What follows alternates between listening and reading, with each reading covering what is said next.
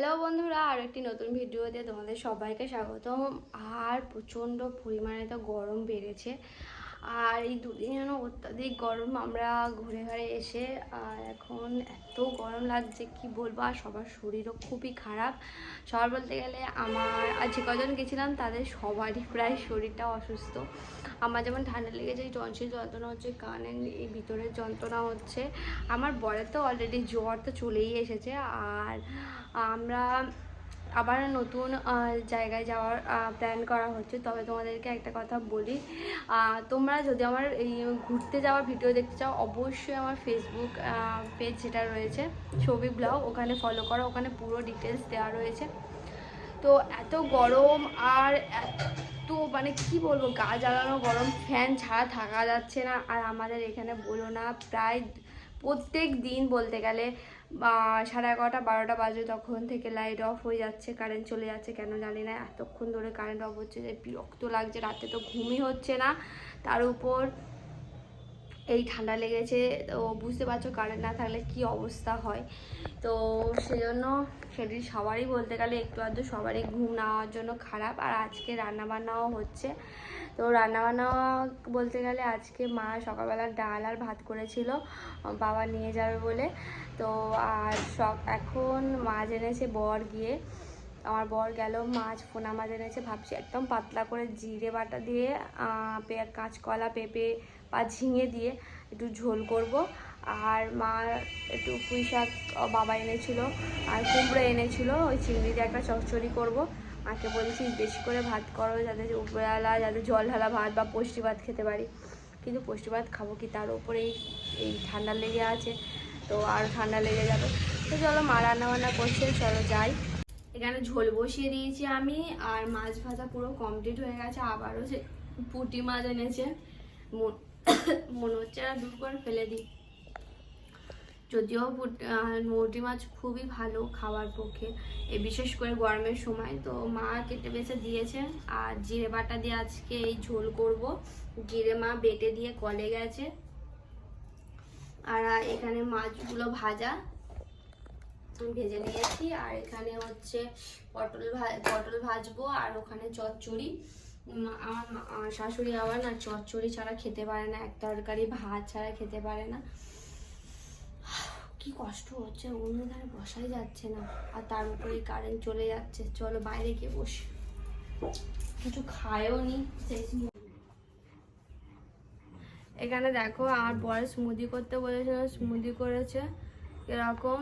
আর এমন দেখ একটা স্মুদি যত পাতলা হবে ততই তো ভালো। স্মুদি করেছে, তো আমার খেতে ইচ্ছা করছে না, তবু খেতে হবে। তবে একটু দুধ দেবো এর ভিতরে, দুধ দিয়ে তবেই খেতে পারবো, নইলে এরকমভাবে কীভাবে খাবো। একটা গ্লাসে ঢেলে দিয়ে যায়নি।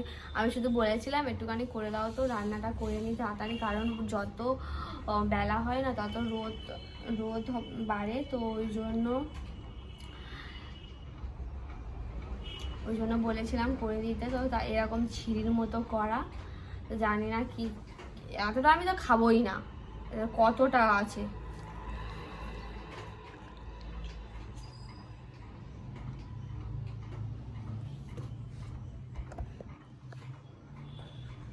বাবা আজকে পুঁটি মাছ কিনে দিয়ে চলে গেছিলো, আর সবজি কিনে দিয়ে গেছিলো।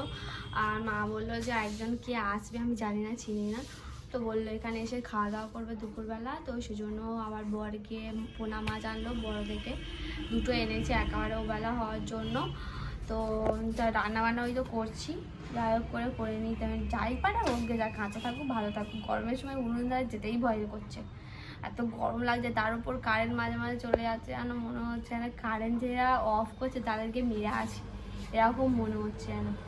খুব বিরক্ত লাগছে, আর প্রচণ্ড গরম। বাইরে তো একটা পাতাও নড়ছে না, এত গরম। একটা পাতা, আজকে থেকে নাকি আবার বৃষ্টি হওয়ার কথা। বৃষ্টির কোনো হুদিসি কিচ্ছু দেখতে পাচ্ছি না। কি যে হবে মানুষজন। চল এবার এটা খেয়ে নিই। রান্নাবান্না হয়ে গেছে, তো রান্নাবান্না করে চান করেছি একবার। দেখো, চান করে আবারও আমি ঘেমে গেছি, যেন মনে হচ্ছে জলের মধ্যে ডুবে বসে থাকি। তো এবারে দেখো, আমি গোপালকে স্নান করিয়ে দিচ্ছি, গোপালকে খাইয়ে দেব, দিয়ে তারপরে আমি আমি নিজেও খাবো। আর আজকে একটু বেরোতে হবে, 4টের দিকে একটু বেরোবো, একটা দরকার রয়েছে। আর আজকে পূর্ণিমা লেগে গেছে, আমি অনেকগুলো তুলসী পাতা যে তুলে রাখবো সে ভুলে গেছি এটা ওটা করতে করতে। তবে তুলসী পাতা তুলিনি, শুধু ফুল দিয়েই চান করিয়ে দিচ্ছি। ফুল, মধু আর ঘিটা দিই না, কারণ প্রচণ্ড গরম পড়েছে, ঘি দিলে আরও গরম হবে, ওই জন্য আর দিই না। তো এখানে দেখো কতগুলো আমি ওর জন্য গয়নাগাটি কিনে এনেছি, বেড়াতে গেছিলাম না ওখান থেকে। তো ওর জন্য জামা কিনবো ভেবেছিলাম, বাড়ির সবার জন্য টুকিটাকে কিছু কিনে এনেছি, সবার জন্য, আমাদের বাড়ির ছোট ছোট বাচ্চাদের জন্য কিনে এনেছি। তো আমি ভাবলাম আমার গপুর জন্যও নিয়ে যাই।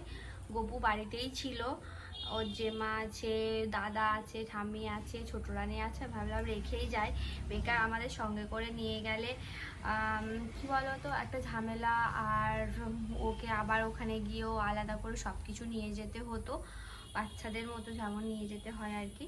তো ভাবলাম আমার বাড়িতে যদি কেউ না থাকতো তাহলে নিয়ে যেতাম, আর যখন বাড়িতে সবাই আছে আর ঠাকুর ঘরে সবাই সব রকমভাবে দেয়, তো সেজন্য ভাবলাম রেখেই যাই। এখানে বাড়িতে আমার ফুফু অনেক অনেক ওর ভালোবাসে, আমি না থাকলে ওই সব সময় দেয়। ও সকালবেলা উঠে ওকে ঘুম থেকে তুলে দেয়, আমার থেকে আগে আগে ও করে দেয়, সেটা নয়। তো চলো, ওর স্নান হয়ে গেছে, এবারে ওকে খাইয়ে দেবো। আজকে আর দই চিড়ে দেবো না, প্রত্যেকদিন দই চিড়ে খেয়ে খেয়ে ঠান্ডা লেগে যাবে। আজকে মুড়ি দেবো, মুড়ি দিয়ে আর মুড়ি নুকুনদানা এই দেবো।